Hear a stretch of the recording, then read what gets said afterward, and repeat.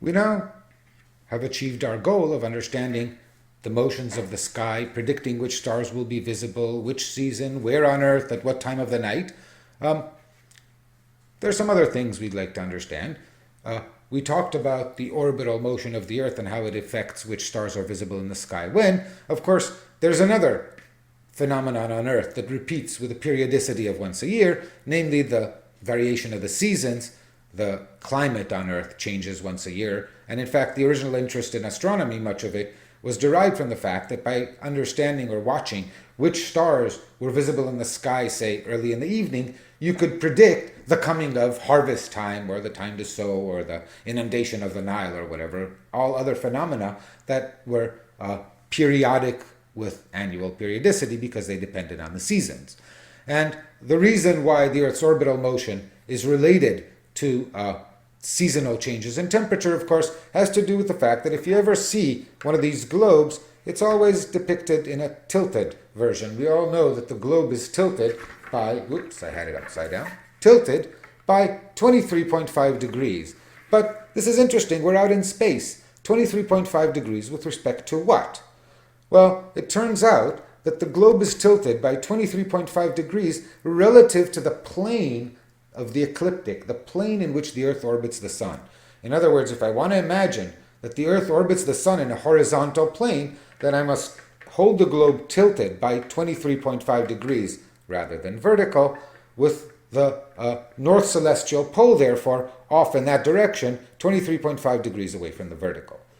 Contrariwise, if I want to present things with the north celestial pole vertical above me, then the plane in which the Earth orbits the Sun, and of course the plane in which the Sun appears to orbit the Earth, will be tilted by 23.5 degrees away from the horizontal, because it was horizontal in this frame of reference, and now I've tilted everything 23.5 degrees this way.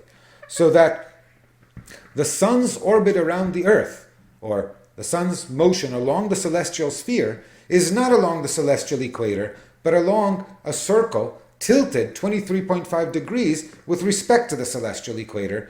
This trajectory of the Sun moving to the east along the celestial sphere is called the ecliptic, and it's a circle tilted with respect to the celestial equator by 23.5 degrees. And if you take two circles and tilt one with respect to the other, they're hinged, so there are 2 points at which they continue to meet. Those are the points where the hinge meets, and so those 2 points are the points where the ecliptic meets the equator. Those are the positions along the Sun's motion when it is along the celestial equator, and the names of those points are the vernal and the autumnal equinox, for reasons we'll talk about in a minute. And these, it turns out, are the positions which by convention we chose to define the prime celestial meridian of 0 hours of right ascension. So when the Sun is at the vernal equinox, it is at 0 hours of right ascension.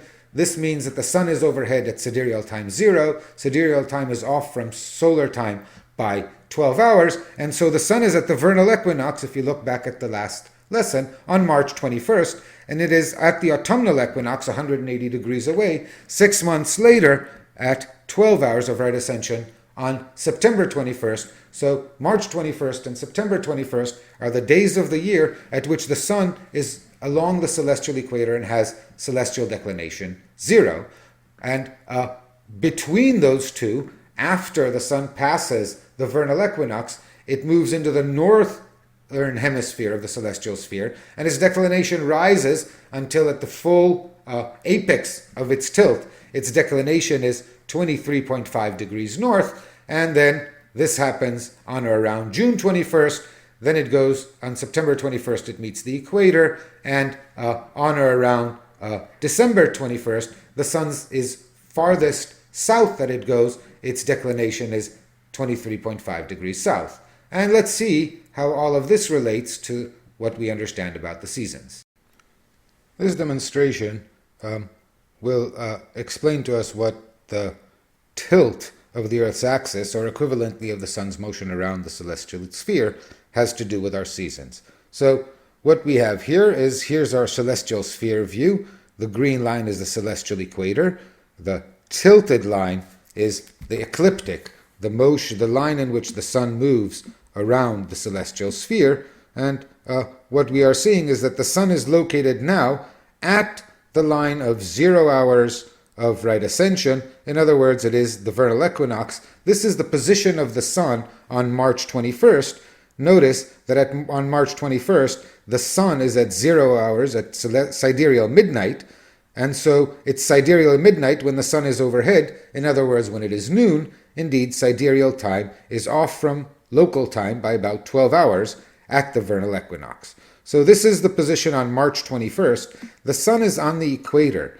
What this tells us, if we switch to an orbit view, is that the Earth's tilt at this point is such that the sun is neither north nor south. In other words, the tilt is perpendicular to the direction to the sun. And if we look from above, we see that as the Earth rotates about its axis, the line separating day from night, the sun side from the dark side of the Earth, goes right through the North Pole and equivalently through the South Pole. So over the course of a day, every point on Earth spends a half of its time on the sun side in daylight and a half of its rotation on the dark side at nighttime. Hence the word equinox. Night and day are equal length everywhere on Earth, and this happens whenever the sun hits the ecliptic. In other words, on March 21st, when the sun is at the vernal equinox, and again 6 months later on September 21st, when the sun is at the autumnal equinox. Now, what happens as we, moving back to the celestial sphere, as time goes by, the sun moves around not the equator, but the ecliptic. So a few months later, the sun is now north of the celestial equator. Its declination at this point, its right ascension is 3 hours, so let's move it a little bit more. Its right ascension is 4 hours. That means that about 2 months have passed. It is now, if it was March 21st, it is now May 21st, and the sun's declination is 20 degrees north, which means the sun is well north of the celestial equator. That means that the sun is directly overhead at a point of terrestrial latitude 20 degrees. You see the direction from which the sun's rays are reaching Earth, and you see that the line separating dark from light on Earth no longer goes through the poles, but that in fact a whole region around the North Pole is encircled such that it is always in the sunlight. If we look from the sun, we will see that this whole region around the North Pole is always visible from the sun, and therefore as the Earth rotates, the sun never sets at the pole or points sufficiently close to the pole. And the sun impinges overhead at latitude 20 degrees, and as we move the sun farther along the ecliptic, it reaches its northernmost point in June, on June 21st, when the sun's declination is 23.5 degrees. The sun is now at the point where it's maximally north on the celestial sphere. What that means from the point of view of the orbit is that the Earth's North Pole is tilted, the direction in which the Earth's North Pole is tilted, which is always toward in the same direction, is now the direction of the sun. So now points all the way to within a circle of 23.5 degrees latitude around the North Pole are visible from the sun and therefore have continuous sunlight throughout 24 hours, whereas a full circle of radius 23.5 degrees around the South Pole is invisible to the sun, and the sun never rises there, and the sun is overhead at the tropic of Capricorn, the north of Cancer, the northern tropic, where the sun is overhead at a latitude of 23.5 degrees. And this means that this is the point at which sunlight impinges most directly. This will be the point at which solar heating is most intense on Earth.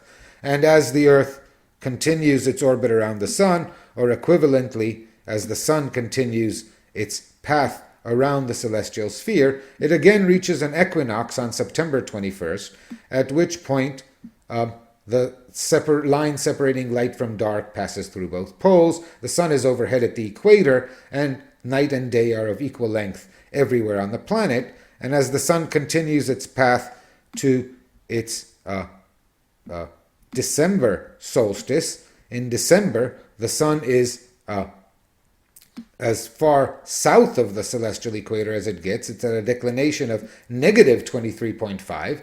At this point, the sun is overhead at a latitude of negative 23.5.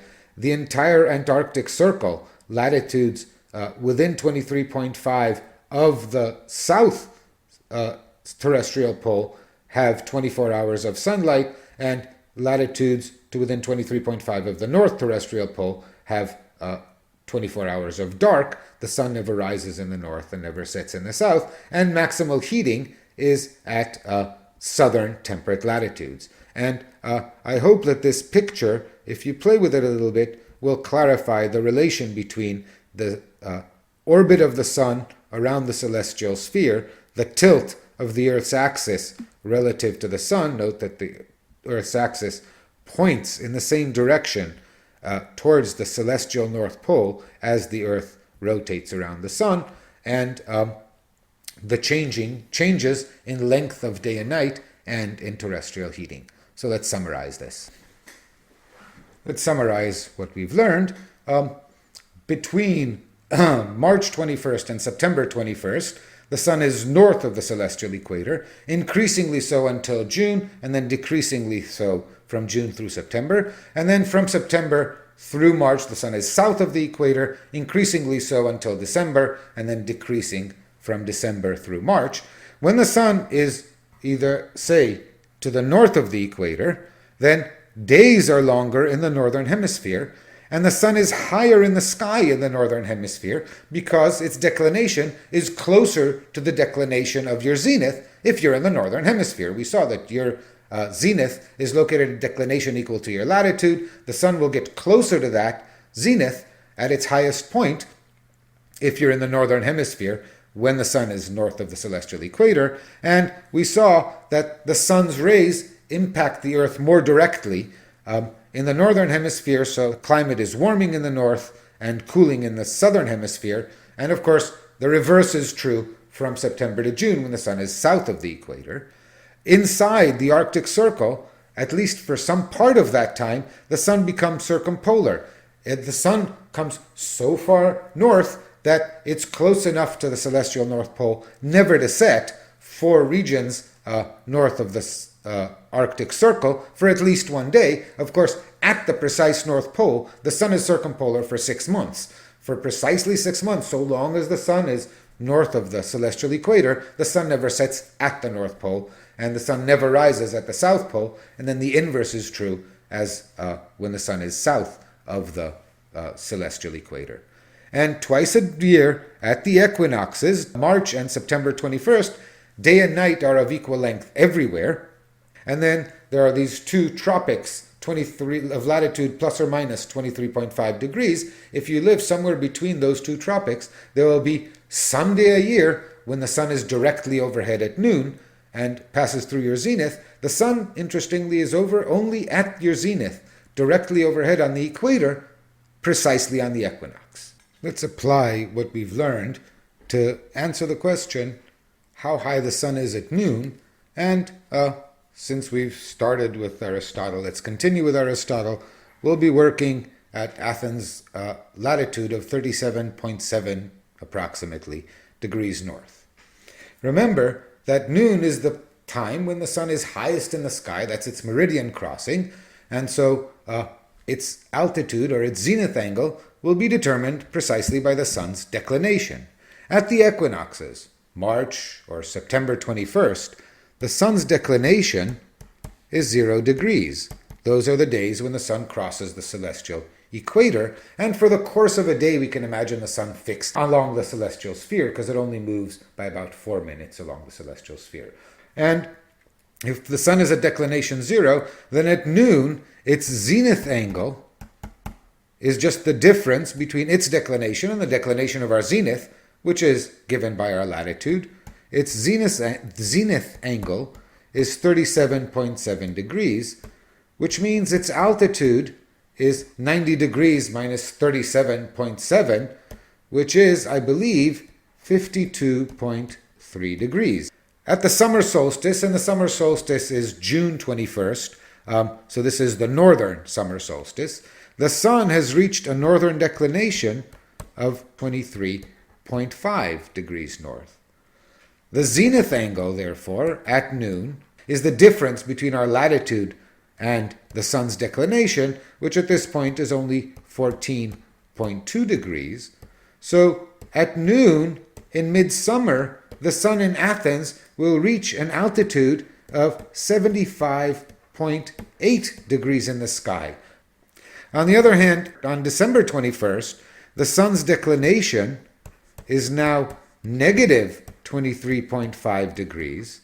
So its zenith angle, when it's as high in the sky as it gets, at its meridian crossing, is the difference between plus 37.7 and negative 23.5, which is, if I got it right, 61.2 degrees, which means the sun's maximum altitude in the winter is only 28.8 degrees. You note that the solar heating in Athens is minimal in December 21st. December 21st is not by far the coldest day of the year in the Northern Hemisphere. The coldest day is usually somewhere around February. There's something like a thermal inertia. It takes time for the Earth to respond to the change in solar heating. There are many other complicated factors that govern climate, heat exchange between the equator and the poles and so on. But to a good approximation, solar heating is maximal at the summer solstice, and therefore in June, and about 2 months later in August, the temperature has reached maximum. By that time, solar heating is in decline, and with the same 2-month lag, the Earth starts cooling off. Solar heating is minimal in December, all this in the Northern Hemisphere. Of course, everything is reversed in the South, and 2 months later, the Earth is as cold as it's going to be. And while we're discussing solar days and the Earth's orbital motion, there are two other small imprecisions in what I said that I need to correct. One is, I said that 24 hours are adjusted to be a mean solar day, and you can ask, what's so mean about a solar day? This was mean in the sense of average. It turns out that solar days are not all the same length. Why is this? Well, the Earth's rotation about its axis is extremely uniform. We'll talk later about how it fails to be uniform, but it's almost exactly uniform, certainly on the levels of precision that we're talking here. So the length of a sidereal day is very constant. The length of a solar day is not. Remember, the difference between a sidereal day and a solar day is associated to the sun's motion along the celestial sphere. The sun moves to the east by 4 minutes every day, and therefore there is a 4-minute difference between solar and sidereal days. But the sun's motion to the east along the celestial sphere is not uniform. So the first cause of this is that the sun moves uniformly. If the Earth orbits the sun uniformly, then the sun would move uniformly around the Earth, but it would move along this tilted path of the ecliptic. What this means is that near the equinoxes, the sun's motion is not parallel to the celestial equator. It's not purely in right ascension, it's also changing declination. Whereas near the solstices, the sun's motion is parallel at the maximum and minimum. The sun's motion is now parallel to the celestial equator. And so its motion in right ascension is slower near the equinoxes and faster near the solstices, and the 4 minutes is an average. And that is one reason why the length of solar days is not uniform. There's another correction to this. In fact, the rate at which the Earth orbits the sun, or equivalently the sun orbits the Earth, is not precisely uniform even along the ecliptic. This is because the Earth's orbit is not precisely circular, and the Earth is in fact very slightly nearer the sun in January than it is at any other time of the year. At that time, the sun's apparent motion in the sky is fastest, and 12 months later, it is slowest. And so, even along the ecliptic, the sun's motion is not precisely uniform. Moreover, I kept talking about the fact that the Earth's North Pole maintains its orientation in space as the Earth orbits, so that it always points in this direction of the celestial North Pole, where sits some particular star, say the pole star. And this, it turns out, is also inaccurate. We are building up more and more precision into our model, and in fact, the Earth is spinning about its axis. It's acted upon, as we will see, by the sun and the moon applying tidal forces, and like a spinning top spinning on a table and acted upon by gravity, the Earth's axis wobbles in the same way that a spinning top wobbles, except it's a little bit tricky. A spinning top will wobble in the same sense in which it is spinning. The Earth's polar axis actually wobbles in the opposite sense to the sense it rotates. In other words, the celestial North Pole moves to the west along the celestial sphere. So the Earth's North Pole does not always point in the same direction as I've been saying so far. Instead, it's tilted by 23.5 degrees to the orbit, but as the Earth rotates to the east, the celestial pole very slowly wobbles in a big circle in the sky of radius 23.5 degrees about the perpendicular to the orbit. And this wobble, called the precession, takes about 26,000 years. What that means is that the point that we define as the celestial North Pole moves with time. And what this means is that what we now call the pole star will in a few thousand years no longer be the pole star. The Earth's North Pole will face in a different direction. More intriguingly, the celestial equator changes. As the Earth wobbles, the tilt of the celestial equator relative to the orbit, or of the ecliptic relative to the celestial equator, is always 23.5 degrees, but at different orientations. What this means is that the equinoxes, the hinges at which, the points at which these two circles are hinged, move around the celestial equator. Hence, this whole wobble leads to what is called the precession of the equinoxes. If the vernal equinox shifts, then the coordinates of all stars shift because the origin, the intersection of the equator with the meridian including the vernal equinox, moves. And so the coordinates of a given star change. This is most clear if you think about it. The star which now has celestial coordinates declination 90 north, which is the North Star, will not have those same coordinates for very long as the Earth continues to wobble. And so when you look at right ascension and declination for a given star, they will be given in terms of some epoch, most typically epoch J2000. That means these coordinates are given relative to the position of the celestial equator and the vernal equinox as of the orbital parameters on January 1, 2000. Back in Athens, it's still November 27th. What I've done is I've attempted to have the software keep us centered on the North Celestial Pole so that we will be following the North Celestial Pole as time goes on, and I will make time move by centuries. And what you will notice is that over time, the celestial pole moves. The celestial pole started out very near this pole star of Polaris, and the celestial pole moves, and it moves in this great big circle in the sky, so that by the time you get to 10,000 or 11,000 AD, Vega is closer to being a pole star, and of course in 26,000 years, the pole star will, the celestial pole will have completed its wobble, and we will again have Polaris as a good North Star.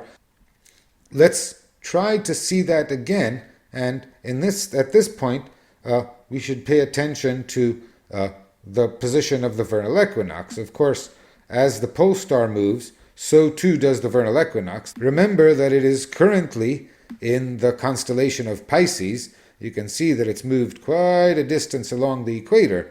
Remember, it completes a full circuit of the equator, and over this time, and I'm now dialing time back to the present, and the vernal equinox is moving to the east along the celestial equator, and as we approach the present, we find that around the present, 1,000 years ago, the vernal equinox is indeed in the constellation Pisces, and as you move time forward, you will see that on or about 2600 AD, the vernal equinox leaves the constellation of Pisces and enters the constellation of Aquarius.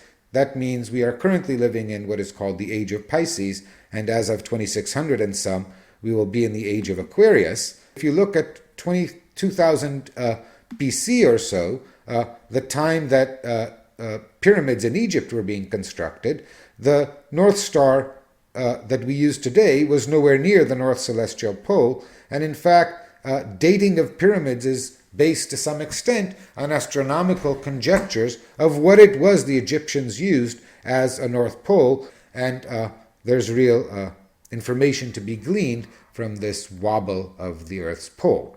We started out trying to understand which stars were going to be visible when. This was in itself enriching. Along the way, we figured out the reasons for the seasons, and we started investigating the sort of arcane phenomenon of the wobble of the Earth's axis and the precession of the equinoxes, and came up with an understanding of ways to date Egyptian pyramids based on which North Star they align to. So we're making progress in understanding the moving parts of this model of the universe that we're constructing. The most conspicuous absence is the moon, and it is to that we turn next.